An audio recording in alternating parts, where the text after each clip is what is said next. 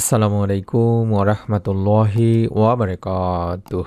1 minute মাদ্রাসা YouTube চ্যানেলে সম্মানিত দিনী ভাই বোনেরা, আমি আশা করি আল্লাহ তাআলার অশেষ রহমতে আপনারা ভালো আছেন, সুস্থ আছেন। আলহামদুলিল্লাহ। আজকের ভিডিওতে আমরা আলোচনা করব এক বিশেষ আমল নিয়ে, যেটি হলো আসরের ফরজ নামাজের পর 11 বার পড়া। এই ছোট্ট কিন্তু বরকতময় আমল আপনার জীবনের সকল দোয়া কবুলের দরজা খুলে দিতে পারে ইনশাআল্লাহ।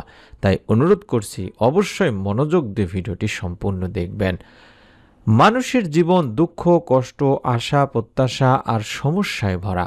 আমরা সবাই আল্লাহ রাব্বুল আলামিন, আল্লাহ তাআলার কাছে দোয়া করি আমাদের সমস্যার সমাধান, রিজিকের বরকত, সুস্বাস্থ্য, সুখ শান্তি আর জান্নাতের জন্য। কিন্তু অনেক সময় মনে হয় আমাদের দোয়া কবুল হচ্ছে না।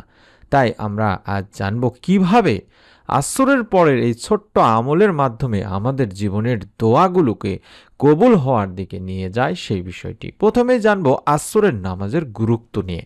আসরের নামাজ হলো দিনের 5 ওয়াক্ত নামাজের একটি গুরুত্বপূর্ণ অংশ। কোরআনে আল্লাহ তাআলা বলেছেন, তোমরা নামাজ সমূহের হেফাজত করো এবং বিশেষ করে মধ্যবর্তী নামাজের। সূরা বাকারাতে বলা হয়েছে। এখানে অধিকাংশ মুফাসসির বলেছেন মধ্যবর্তী নামাজ বলতে আসরের নামাজ বোঝানো হয়েছে। হাদিসেও এসেছে, আল্লাহ রাসূল সাল্লাল্লাহু আলাইহি ওয়াসাল্লাম বলেছেন, যে ব্যক্তি আসরের নামাজ ছেড়ে দেয় তার আমল নষ্ট হয়ে যায়। বুখারী শরীফের সহিহ একটি হাদিস। অতএব আসরের নামাজ শুধু ফরজ আদায় করা নয়, বরং নামাজ শেষে দোয়া করা অত্যন্ত ফজিলতপূর্ণ একটি আমল। তবে আসরের সময় দোয়া কবুল হওয়ার বিশেষ একটা সময়ও রয়েছে। আসরের নামাজের পর থেকে শুরু করে মাগরিব পর্যন্ত একটি বিশেষ সময়ের কথা বলা আছে, যাকে বলা হয় দোয়া কবুল হওয়ার সময়। রাসূল পাক সাল্লাল্লাহু আলাইহি ওয়াসাল্লাম বলেছেন, জুমার দিনে একটি সময় আছে যে সময় আল্লাহর কাছে বান্দা কিছু চাইলে আল্লাহ তা অবশ্যই কবুল করেন। সহিহ মুসলিম শরীফের সহিহ একটি হাদিস দিনী ভাই বোনেরা। অনেক আলেম বলেছেন এই সময়টি হলো আসরের পর থেকে মাগরিব পর্যন্ত। অতএব আসরের নামাজ পড়ার পর দোয়া করা অত্যন্ত মহামূল্যবান একটা সময়। এই সময়টিতে আমরাও দোয়া করব ইনশাআল্লাহ। আসরের ফরজ নামাজ শেষে বসে পড়বেন, অর্থাৎ বসা অবস্থাতে 11 বার আপনারা এই দোয়া বা জিকির করে নেবেন। আগে অন্তত 11 বার করে পড়বেন, লা ইলাহা ইল্লাল্লাহ, লা ইলাহা ইল্লাল্লাহ, লা ইলাহা ইল্লাল্লাহ, এবং দরুদ শরীফ 11 বার পড়বেন, আল্লাহুম্মা সাল্লি আলা মুহাম্মাদিন ওয়া আলা আলি মুহাম্মাদ, আল্লাহুম্মা সাল্লি আলা মুহাম্মাদিন ওয়া আলা আলি মুহাম্মাদ, অথবা দরুদে ইব্রাহিম, যেটা আমরা নামাজের বৈঠকে পড়ি, সেটাও পড়তে পারেন। তারপরে আপনারা অন্তত 11 বার করে মনের নেক আশা, নেক দোয়াগুলো পূরণ হওয়ার জন্য এই দোয়াটি পড়বেন। আল্লাহ আপনার দোয়া আরশ পর্যন্ত পৌঁছে দেবেন এবং ইনশাআল্লাহ আপনার দোয়া কবুল হবে। আপনাদের কাছে আমরা অনেক সময় বিভিন্ন আমলের মাধ্যমগুলো বলে দিই, যেমন ইসলামের জিকির ও আমলের ক্ষেত্রে নির্দিষ্ট সংখ্যার অনেক ফজিলত রয়েছে।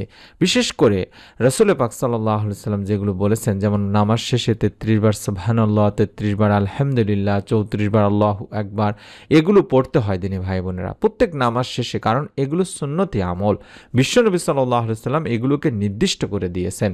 আমরা সেরকম 11 বার করেও অন্তত দরুদ ও ইস্তেগফার পড়াটাকেও আমরা চেষ্টা করব, যাতে কম বেশি হলে সমস্যা নেই, কিন্তু চেষ্টা করবেন অন্তত 11 বার করে এই দোয়া বা জিকিরগুলো বেশি বেশি করে পড়ে নেওয়ার।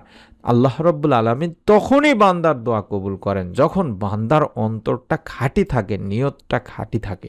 হাদিসেও এসেছে, আল্লাহ সেই দোয়া কবুল করেন না যে দোয়া গাফেল ও অমনোযোগী অন্তর থেকে দোয়া করা হয়।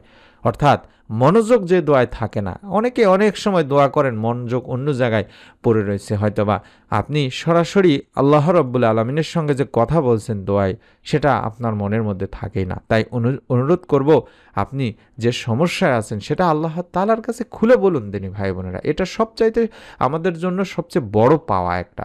হতে পারে আপনি অসুস্থতায় আছেন, আল্লাহকে বলতে পারেন আমাকে সুস্থতা দান করো। আবার বলতে পারেন, হে আল্লাহ আমার রিজিকে তুমি বরকত দাও, হে আল্লাহ আমার সন্তানের জন্য তুমি সহজ করে দাও, হে আল্লাহ আমার সকল দুঃখ কষ্ট তুমি দূর করে দাও। এভাবে আপনারা বলতে পারেন দিনী ভাই বোনেরা।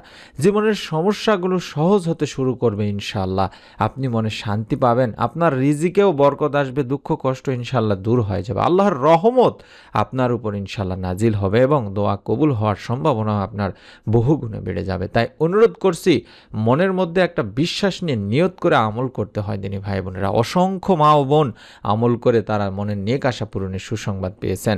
একজন ভাই এরকম বলেছিলেন যে তিনি দীর্ঘদিন চাকরির জন্য চেষ্টা করেও সফল হচ্ছিলেন না।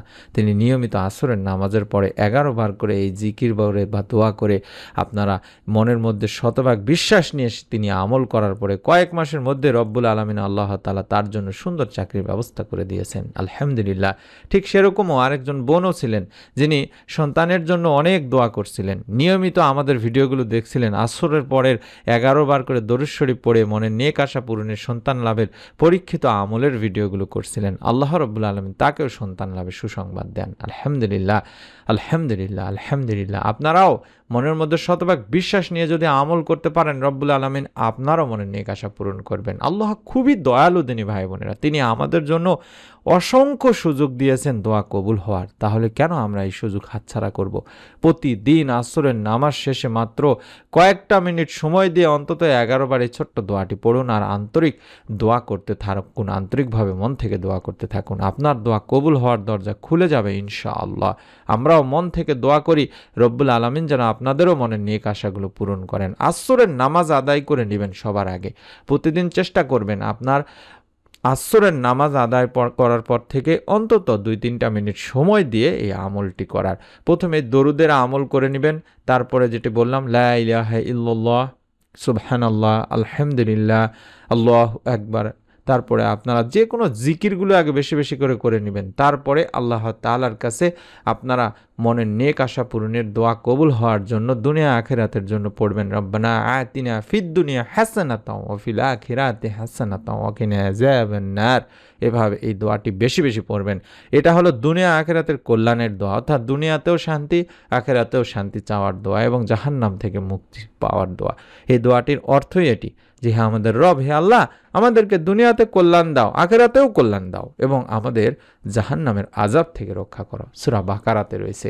এবং দুঃখ কষ্ট দূর করার জন্য অবশ্যই বেশি বেশি করে পড়বেন হাসবুনাল্লাহু ওয়া নি'মাল ওয়াকিল, সবসময় পড়বেন। এটা এমনই দোয়া, আল্লাহ আমাদের জন্য যথেষ্ট, তিনিই সর্বোত্তম কর্মবিধায়ক। এটা এতটাই পাওয়ারফুল দোয়া যে আপনি বিপদে আপদে দুঃখ কষ্টে এই দোয়া পড়লে রব্বুল আলামিন আপনার বিপদ আপদ দুঃখ কষ্ট দূর করে দেবেন। এবং দোয়া কবুলের দরজা খুলে দেওয়ারও একটি দোয়া রয়েছে যেটাকে ইউনুস আলাইহিস সালামের দোয়া বলা হয়, লা ইলাহা ইল্লা আনতা সুবহানাকা ইন্নী কুনতু মিনাজ জালিমিন। এটা সবসময় পড়বেন, অর্থাৎ এই দোয়াগুলো অন্তত বেশি বেশি করে পড়ার চেষ্টা করবেন। এই দোয়াগুলো আসরের সালাত আদায় করে প্রতিদিন পড়বেন। আপনি ছাড়া কোনো উপাস্য নেই, আপনি পবিত্র, আমি তো ছিলাম জালিমদের অন্তর্ভুক্ত। এটা সূরা আম্বিয়াতে বলা হয়েছে। আর এই দোয়াকে ইউনুস আলাইহিস সালামের দোয়া বলা হয়ে থাকে। হাদিসেও এসেছে যে ব্যক্তি দুঃখ কষ্টের সময় এই দোয়া করবে আল্লাহ অবশ্যই অবশ্যই তার দোয়া কবুল করবেন। সুবহানাল্লাহ, সুবহানাল্লাহ। তিরমিজি শরীফের একটি হাদিস।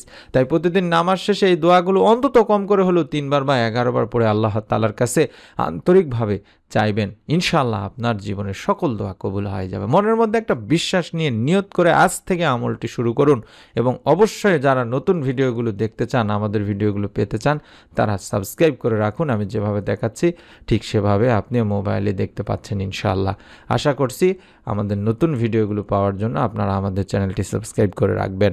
আমরা মন থেকে দোয়া করি রব্বুল আলামিন যেন আপনাদের সকলকে আমলের ওসিলায় যার যার মনে নেক ও ভালো ইচ্ছে দোয়াগুলো কবুল করে নেন, ইচ্ছেগুলো পূরণ করে দেন, আমিন। আসসালামু আলাইকুম ওয়া রাহমাতুল্লাহি ওয়া বারাকাতুহু।